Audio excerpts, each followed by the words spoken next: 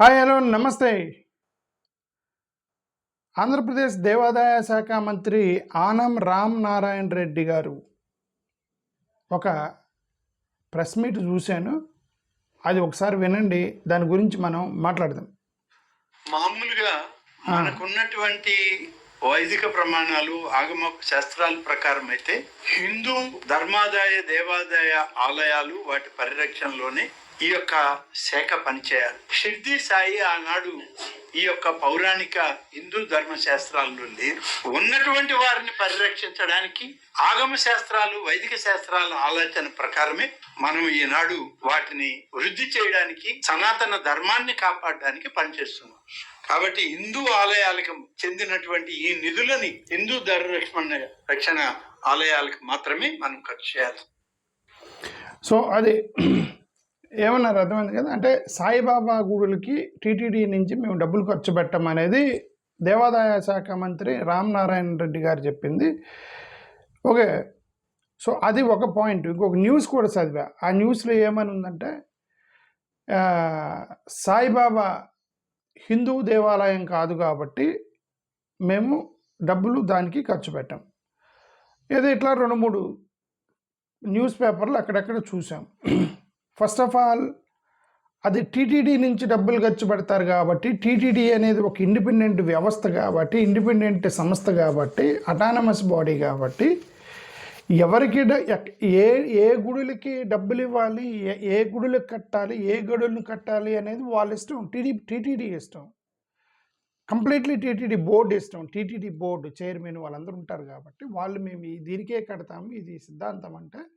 ఎందుకంటే TTD is not the Hindu religion. TTD is a board which is following Hinduism. Okay, అది independent ఒక చిన్న body. ఆ body కింద ఏ గుడులు కట్టుకోవాలి అనేది వాళ్ళ ఇష్టం 100%. దాంట్లో అసలు ఈయన చెప్పిన ప్రెస్ మీట్లో I'm not objecting that. This no objection. ఎందుకంటే అది ఒక టీటీడీ కింద ఈ గుడిలే కడతాము అనేది వాళ్ళ ఇష్టం. Okay, temple trust, temple board ఇష్టం. బట్ కాదంటే నాకు జనరల్ డౌట్లు మాత్రమే చెబుతున్నా. ఇప్పుడు నాకు వచ్చిన జనరల్ డౌట్లు ఏంటంటే, ఈయన మాట్లాడినప్పుడు కొన్ని హిందూ ధార్మిక సంస్థలకు మాత్రమే అనే పదం వాడటం, హిందూ ధార్మిక సంస్థలు అని మాట్లాడితే కొన్ని ఛానళ్ళు డిబేట్లు పెట్టారు. ఏమని, హిందువులు కాదు అని చెప్పి కొన్ని ఛానళ్ళు, ఎవరు సాయిబాబా గారు హిందువులు కాదని చెప్పి కొన్ని ఛానళ్ళు ఇట్లా రకరకాల పెట్టారు. ఓకే, సరే పోనీ వీళ్ళు ఇప్పుడు సరే హిందువులు కాదు, హిందువులకు మాత్రమే ఖర్చు పెడతాం అన్నారనుకోండి, అక్కడ కూడా క్వశ్చన్ వచ్చింది. ఇప్పుడు టీటీడీ అనేది కేవలం వైష్ణవ బ్రాహ్మణ వేదిక్ టెంపుల్స్కు మాత్రమే టీటీడీ ఖర్చు పెడుతుంది. దేవాదాయ శాఖ పనిచేస్తున్నట్టుగా అనిపించింది. ఎట్లాగా వైష్ణవ బ్రాహ్మణ వేదిక్ టెంపుల్స్కు మాత్రమే టీటీడీ కానీ ఈ టోటల్గా దేవాదాయ శాఖ కానీ ఎక్కువగా పనిచేస్తున్నట్టు కనిపించింది. ఎందుకంటే అక్కడే ఎక్కువ డబ్బులు వస్తాయి కాబట్టి. మరి మిగతా టెంపుల్స్ వాటిని పెద్దగా పట్టించుకోరు. మిగతా టెంపుల్స్ అంటే వాటి మీద పెద్ద వర్క్ చేయటం కానీ ఇవన్నీ చేయరు. ఎందుకంటే ఇప్పుడు హిందూ మతం, హిందూ అనే పదం, హిందూ రిలీజియన్ అనే పదం, హిందూ ధర్మ అనే పదం 3 వేరు పదాలు. హిందూ అనేది ది వే ఆఫ్ లైఫ్ అని అందరు చెప్పారు. నేను ఎవరెవరు చెప్పారో కూడా చెప్తా. ఇప్పుడు హిందూ అనేది వే ఆఫ్ లైఫ్ అని చెప్పారు. హిందూ రిలీజియన్ అనేది ఇంక దాంట్లో వేదాలు, ఉపనిషత్తులు ఇవన్నీ వస్తాయి. వేదాలు, ఉపనిషత్తులు, భగవద్గీత, పురాణాసు, worship of deities, Shiva, Vishnu, Durga ఇవన్నీ వస్తాయి. టెంపుల్ వర్షిప్ ఇంకన్నీ కూడా మతంలో వస్తాయి, హిందూ మతంలో వస్తాయి. హిందూ ధర్మ అనేది డ్యూటీ, రైచియస్నెస్, ఎలా ఉండాలి, moral order, ethical way of life ఇవన్నీ ఉంటాయి. ఇప్పుడు ఈయన ఏమంటారంటే సాయిబాబా గారు హిందూ ధార్మిక వ్యవస్థలో లేరు కాబట్టి అంటారు. అంటే హిందూ ధర్మాన్ని వాళ్ళు పాటించట్లేదు అనేది వాళ్ళు ఇండైరెక్ట్గా చెప్పినట్టు. మరి హిందూ ధర్మ అంటే రిలీజియస్ బిలీఫ్స్ ఆయన కూడా ఉన్నాయి కదా, ఎథిక్స్, సోషల్ డ్యూటీస్. ఆయన కూడా ఎథిక్స్ ఫాలో అవుతాడు. Social duty, philosophy, life style, spiritual practice ఉంటాయి కదా అని నా అనుమానం. సరే, ఎనివే నేను దాన్ని డిస్ప్యూట్ చేయట్లేదు. ఎందుకంటే అది ఒక ఇండిపెండెంట్ బోర్డు. టీటీడీ అనేది ఇండిపెండెంట్ బోర్డు, ఒక ఎన్జిఓ లాంటిది. ఒక ఎన్‌జీఓ పెట్టుకొని దేనికి సేవ చేయాలనేది వాళ్ళ ఇష్టం. మన ఫోర్స్ దానికి చేయాలి, దీనికి చేయాలి, మన ఫోర్స్ చేయకూడదు వాళ్ళ ఇష్టం. They are fundamental right. But నాకు వచ్చిన జనరల్ డౌట్స్ చెప్తున్నాను. ఓకే. ఇప్పుడు సరే హిందూ ధార్మిక వ్యవస్థ. మరి ఈ పోలేరమ్మ, గంగమ్మ, అంకమ్మ, పోచమ్మ, ఎల్లమ్మ, ముత్యాలమ్మ, పెద్దమ్మ, మైసమ్మ, బీరప్ప, పోతురాజు అని మా దళిత దేవుళ్ళు ఎస్సీ, ఎస్టీ, బీసీల దేవుళ్ళు ఉన్నారు. ఎస్సీ, ఎస్టీ, బీసీలు ఈ పోలేరమ్మ, గంగమ్మ, అంకమ్మ, పోచమ్మ, ఎల్లమ్మ, ముత్యాలమ్మ, పెద్దమ్మ, మైసమ్మ, బీరప్ప, పోతురాజు వీళ్ళందరూ కూడా ఈ బడుగు బలహీన వర్గాలు యొక్క దేవతలు. అందుకనే నిన్న మాకు కొంతమంది హిందూ సహోదరులు కూడా ఇప్పుడు మేము దళితుల కోసం పెట్టి ఏడిఎస్ పెట్టాము. మా దళితులు హిందువులు కూడా ఉంటారు కదా, వాళ్ళు ఫోన్ చేసి మాకేం చెప్తున్నారంటే మనం ఏడిఎస్ తరపు నుంచి ఒక మన మన కల్చర్ని మనం కాపాడుకోవాలి. ఏంటి మన కల్చరు అంటే మన కులదేవతల యొక్క కాపాడుకోవాలి కాబట్టి ఏడిఎస్ తరపు నుంచి ఏడిఎస్ కులదేవతల ప్రొటెక్షన్ బోర్డు ఒకటి పెట్టుకుందాము. వాళ్ళు టీటీడీ పెట్టుకొని మనకు పనిచేయట్లేదు. ఈ పోలేరమ్మ, ఎల్లమ్మ, ఇంకమ్మ ఇవన్నీ చేయట్లేదు. వైష్ణవ బ్రాహ్మణ గుడులకు మాత్రమే వాళ్ళు చేస్తున్నారు కాబట్టి మనకు చేయట్లేదు. కాబట్టి మనం ఏడిఎస్ తరపు నుంచి మా హిందువులు ఎవరైనా వస్తే మా హిందూ బ్రదర్స్ ఏడిఎస్లో జాయిన్ అయితే ఈ యొక్క దేవతల యొక్క ప్రొటెక్షన్ సిస్టమ్ పెట్టుకోండి అని చెప్పాము వాళ్ళకి. మీరు రండి, చాలా తక్కువ మంది ఉన్నారు. ఇప్పుడు ఏడిఎస్లో అందరూ క్రిస్టియన్స్ ఉన్నారు ఎక్కువగా. నేను అబద్ధం ఆడేది ఏం లేదు. మా ఏడిఎస్లో ఎక్కువ జాయిన్ అయ్యారు మొత్తం క్రిస్టియన్స్, దళిత క్రిస్టియన్స్, దళితులు క్రిస్టియన్స్. ఎందుకంటే సర్టిఫికేట్లు అవన్నీ వాడుంది కాబట్టి ఎక్కువ వచ్చి జాయిన్ అయ్యారు. But but generally it is a Dalit unit కాబట్టి ఏడిఎస్లో నుంచి ఎవరన్నా హిందూ సహోదరులు కొంతమంది ఫోన్ చేసి మేము కూడా జాయిన్ అవుతా ఉన్నారు, మీరు ఫోన్ చేసి మన కులదేవతలు మీరు కాపాడండి అని చెప్పినాం. వాళ్ళు ట్రస్ట్ బోర్డు పెట్టుకొని వచ్చినప్పుడు చూద్దాం, వాళ్ళు ఎవరైనా వచ్చి జాయిన్ అయితే అప్పుడు చూద్దాం. ఎందుకంటే ఇప్పుడు ప్రతి కులానికి కొన్ని దేవతలు ఉన్నారు కదండి. కమ్మలకి కనకదుర్గమ్మ, రెడ్లకి వెంకటేశ్వర స్వామి, అఫ్కోర్స్ మరి కమ్మలకి వెంకటేశ్వర స్వామి కాదా అని అంటే మళ్ళీ గొడవ చేస్తారు అని ఇన్ జనరల్ చెబుతున్నా. కానీ ఎవరు ఎక్కువగా ఆరాధిస్తారని మాత్రమే చెప్తున్నా, ఎక్కువగా అని మాత్రమే చెప్తున్నా. మళ్ళీ ఈ దేవులు ఈ కులాలకి అంటగట్టొద్దు అని చెప్పి మళ్ళీ అదొక ఇష్యూ అయింది. ఇన్ జనరల్ చెప్తున్నా. జనరల్గా బ్రాహ్మిన్స్ పూజించేది కృష్ణుడు, రాముడు, వెంకటేశ్వర స్వామి, ఈ యొక్క specific deities, Brahmin family specific deities అంటే వీళ్ళందరూ బ్రాహ్మిన్స్ అనమాట. వెంకటేశ్వర, రామ, కృష్ణ వాళ్ళని ఎక్కువగా బ్రాహ్మిన్స్ పూజిస్తారు. వీళ్ళెవరిని పూజించరు. ఎల్లమ్మ, పూలేమని బ్రాహ్మిన్స్ పూజించరు, ఎందుకంటే వాళ్ళంతా బ్రాహ్మిన్స్ కాదు కాబట్టి. బట్ ఇప్పుడు యాదవులు ఉన్నారు. యాదవులు శ్రీకృష్ణుడు యాదవుడు అని చెప్పి నమ్ముతారు కాబట్టి శ్రీకృష్ణుడిని ఎక్కువ పూజిస్తారు. అక్కడ కూడా కులం చూసుకుంటారు యాదవులు. ఓకే, అంటే ఏంటి, కులదేవతగానే భావిస్తున్నారనే కదా అర్థం. ఇప్పుడు గౌడ కులస్తులు ఉన్నారు. ఈయన కాటమయ్య అనే గౌడ కులస్తులు కాటమయ్య అనే దేవుణ్ణి పూజిస్తారు. సో ఇదేంటంటే కులదేవతలు కొంతమంది ఉన్నారు. ఆ కులదేవతలను కూడా కాపాడటానికి మా హిందూ సహోదరులు చాలామంది మేము ఏడిఎస్లో జాయిన్ అవుతాం, మేము కూడా హిందువులు మీ జాయిన్ అవుతుంటే మీ జాయిన్ అవ్వండి, మేము దళితులను రక్షించడానికే పెట్టాము ఏడిఎస్, మీరు వచ్చి కులదేవతల ప్రొటెక్షన్ ఒక ట్రస్ట్ బోర్డు పెట్టండి, వాళ్ళు టీటీడీ పెట్టినట్టుగా అని చెప్పినాం వాళ్ళకి. సరే వాళ్ళు వచ్చి చెప్తారో లేదో మాకు తెలియదు. నేనేమన్నానంటే అల్టిమేట్గా ఇప్పుడు సాయిబాబా గారిని ఎక్స్క్లూడ్ చేయటం వల్ల ట్రస్ట్ ఇష్టం, నేను ఇంకొకసారి చెప్తాను, ఎందుకంటే ట్రస్ట్ ఇష్టం, ఎందుకంటే అది ట్రస్ట్ అంతే. టీటీడీ అనేది ఒక బోర్డు, ఆ బోర్డు ఇష్టం ఎవరికి పెట్టాలనేది అన్డిస్ప్యూటబుల్ ఇష్యూ, అది నాన్ డిస్ప్యూటబుల్ ఇష్యూ. బట్ కాకపోతే ఏంటంటే మీరు మోహన్ భగవత్ గారి మాట వినాలి. మోహన్ భగవత్ గారు అంటే ఆయన పెద్ద ఆయన మాట వినాలి. సరే మా మాట అంటే మీరెవరో మాకు చెప్పడానికి కాదు, మరి పెద్ద ఆయన మోహన్ భగవత్ గారి మాట వినాలి కదా. మోహన్ భగవత్ గారు ఇప్పుడు మిగతా ఆర్ఎస్ఎస్ చీఫ్లతో పోల్చుకుని ఆయన చాలా బెటర్ అంటే కొన్ని జనరల్ స్టేట్మెంట్లు చేశారు మోహన్ భగవత్ గారు. ఏమేమి జనరల్ స్టేట్మెంట్ 2023లో ఆయన భారతీయులంటే ఎవరు, హిందువులంటే ఎవరు అని చెప్పాడు ఆయన. ఎవరు? మోహన్ భగవత్ గారు. ఏమన్నారు? Ideologically all భారతీయుస్ are Hindus. అంటే ఐడియాలజికల్గా ఇండియన్స్ మొత్తం హిందువులే. Hindus means Bharatiyas. హిందువులంటేనే భారతీయులు, భారతీయులంటేనే హిందువులు అని ఐడియాలజికల్గా ఆయన చెప్పిందన్నమాట. మరి ఈయన ఎందుకు ఎక్స్పోర్ట్ చేస్తున్నారు, ఎవరిని? సాయిబాబా గారిని అనేది నాకు ఒక డౌట్ వచ్చింది. సరే ఇంకొద్దిగా లోపలికి వెళ్ళాడు ఆయన. క్రిస్టియన్స్ ముస్లిమ్స్ గురించి కూడా సార్ సాయిబాబా పక్కన పెట్టండి, క్రిస్టియన్ ముస్లిమ్స్ గురించి మాట్లాడు మోహన్ భగవత్ గారు. ఏమన్నారు? If Muslims and Christians worship this country. Hindu దేవుళ్ళని పూజించమనలా మోహన్ భాగవత్ గారు. అందుకే ఆయన కొద్దిగా సెన్స్ మాట్లాడేటప్పుడు కొద్దిగా సెన్స్ వాడి మాట్లాడతాడు. ఆయన ఏమన్నారు మోహన్ భాగవత్ గారు, if Muslims and Christians worship this country, అంటే worship and respect this country, follow Indian values. Indian values అంటే ఏంది? ఒక వ్యక్తి ఒకరే భార్యను చేసుకోవాలి, రైట్, ఫ్యామిలీ కుటుంబ వాల్యూస్ కాపాడాలి, పిల్లల్ని జాగ్రత్త చూసుకోవాలి, తల్లిదండ్రులు చూసుకోవాలి. ఇది ఇండియన్ వాల్యూస్. పెళ్లి చేసుకున్నాకే కాపురం చేయాలి, పెళ్ళికి ముందు సెక్షువల్ యాక్టివిటీ చేయకూడదు. ఇదే కదా ఇండియన్ వాల్యూస్ గురించి మాట్లాడుతున్నారు. అంటే take pride in Indian ancestors. Indian ancestors అంటే మన స్వతంత్ర సమరయోధులు. వీళ్ళందరికీ మీరు గౌరవిస్తే మీరు క్రిస్టియన్స్ ముస్లిమ్స్ కూడా హిందువులుగా పరిగణించబడి మీరు ఆర్ఎస్ఎస్లో భాగం కూడా కావచ్చు అని చెప్పండి ఆయన. ఆయన ఏమి హిందూ దేవుళ్ళని పూజిస్తే మీరు హిందువులు అనలా, ముస్లిమ్స్ క్రిస్టియన్స్ని. మీరు ఈ దేశాన్ని ప్రేమించి దేశంలో ఉన్న యాన్సెస్టర్స్ని గౌరవించి ఇండియన్ కల్చర్ని కనుక మీరు కడితే మీరు కూడా హిందువులుగా భావించి మేము డిస్టర్బ్ చేయము అని అన్నాడు ఆయన. మరి హిందువులు ముస్లిమ్స్ క్రిస్టియన్స్కే ఆయన అవకాశం ఇస్తే మరి సాయిబాబా గారికి ఏమైంది? సాయిబాబా గారిని ఎక్స్క్లూడ్ చేశారు వీళ్ళు. ఓకే, మోహన్ భగవత్ గారు మాట అన్న వినరా అని నా అనుమానం. ఇప్పుడు మోహన్ భగవత్ గారు 2025లో ప్రసంగిస్తూ there is no Ahindu in India అన్నాడు. ఎవరు? There is no Ahindu in India.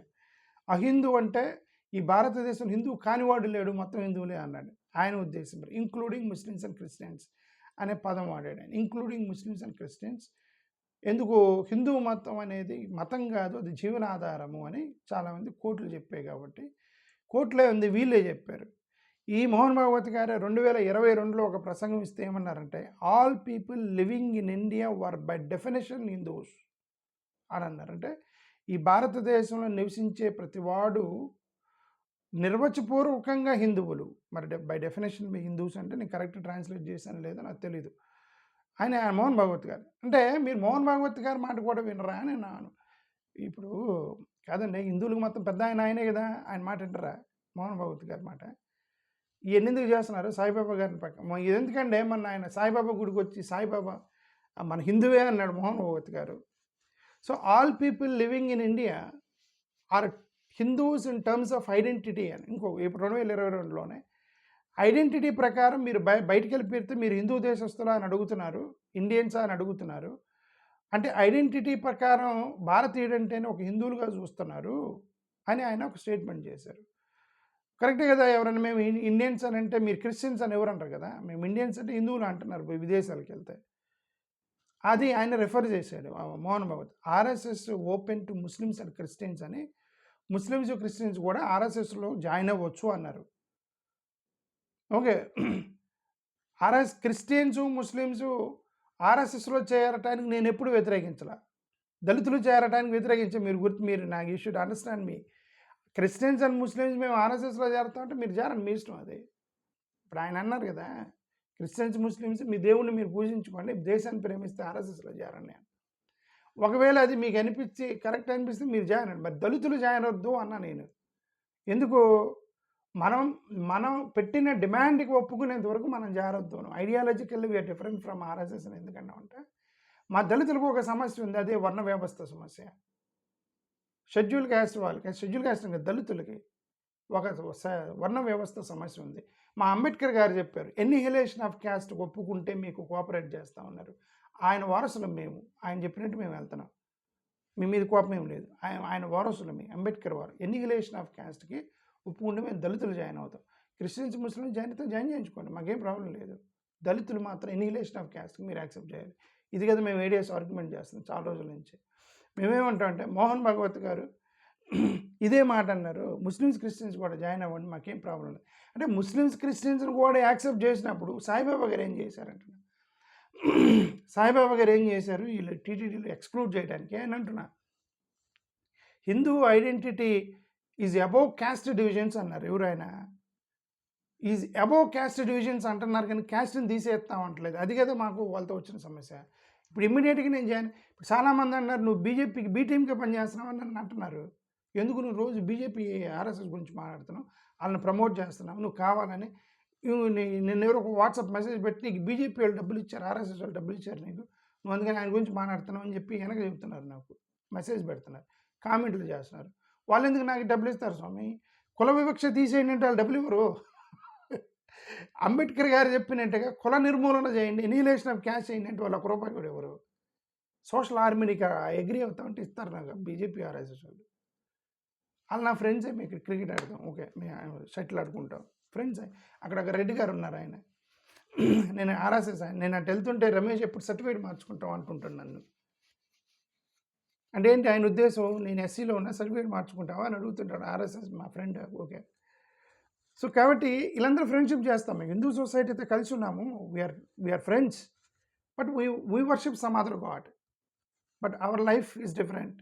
But మేము ఒకటే అడుగుతుంది ఏంటంటే కుల నిర్మూలనకి మీరు యాక్సెప్ట్ చేస్తే మేము చేయాలి. సరే, ఇదంతా టాపిక్ డివైడ్ అయిపోయింది. ఇక్కడ టాపిక్ ఏంటంటే టీటీడీ వాళ్ళు సాయిబాబాని ఎక్స్క్లూడ్ చేయడం టాపిక్. నాకు వచ్చిన అనుమానాలు చెప్తున్నా. ఎందుకు ఈ అనుమానాలు, ఎందుకు ఎక్స్క్లూడ్ చేశారని మోహన్ భగవత్ గారే చెప్పినప్పుడు ఎందుకు ఎక్స్క్లూడ్ చేశారని అంటున్నా. ఇప్పుడు 1995 సుప్రీంకోర్టు జడ్జిమెంట్ ఇచ్చింది. ఏమైనా 1995 supreme court judgement, justice JS Varma అని చెప్పారు, Hindutva is understood the way of life. జనరల్గా గతంలో హిందుత్వ, ఇప్పుడు వీళ్ళంతా హిందుత్వవాదులు ఉన్నారు కదా, వీళ్ళంతా ఆర్ఎస్ఎస్, బీజేపీ, బజరంగ దళ హిందుత్వవాదులు కదా. యాక్చువల్గా హిందుత్వం అనేది మతం కాదు, అది ఒక ఫిలాసఫీ. ఆ ఫిలాసఫీ ఏంటంటే ఇది ఇలానే జీవించాలని చెబుతున్నారు అందరికీ. ఇదేం స్వామి, నేను పొద్దున్నే లేచి ఎక్కడ స్నానం చేయాలి, ఎన్ని గంటలకు స్నానం చేయాలి, ఏ ముఖం కడుక్కోవాలా లేదా అని మీరు చెబితే మాకు స్వేచ్ఛ ఏదని చెప్పి ఇది కదా వాళ్ళతో గొడవ, హిందుత్వ వాళ్ళతో గొడవ. ఒరిజినల్గా జస్టిస్ జేఎస్ వర్మ చెప్పింది Hindutva is generally a way of life, but Hindu also a way of broadly described way of life అని రెండింటికి డెఫినేషన్ ఇచ్చాడు ఆయన. హిందుత్వం అంటే ఏంటి, హిందూ అంటే ఏంటి, రెండింటికి కూడా వే ఆఫ్ లైఫ్, ఇది రిలీజన్ కాదని చెప్పి జేఎస్ వర్మ గారు 1995లో చెప్పారు. ఓకే, మరి ఆయన హిందూ ధార్మిక సంస్థ అంటే ఇప్పుడు ఆయన సాయిబాబా గారిని ఎందుకు ఎక్స్క్లూడ్ చేశారు అనేది ఇప్పుడు సుప్రీంకోర్టు 2005లో Hinduism is the way of life అని చెప్పింది. ఇది ఎందుకంటే మొన్న రీసెంట్గా 2026లో ఒక జడ్జిమెంట్ వచ్చింది కదా, 2000 జడ్జిమెంట్లు వచ్చి దాన్ని రిఫర్ చేసింది. దీంట్లో ఈ కేసులో కేరళలో ఉన్నటువంటి శబరిమల కేసులో వాళ్ళు చెప్పారు హిందూ మతం అనేది వే ఆఫ్ లైఫ్ అండి.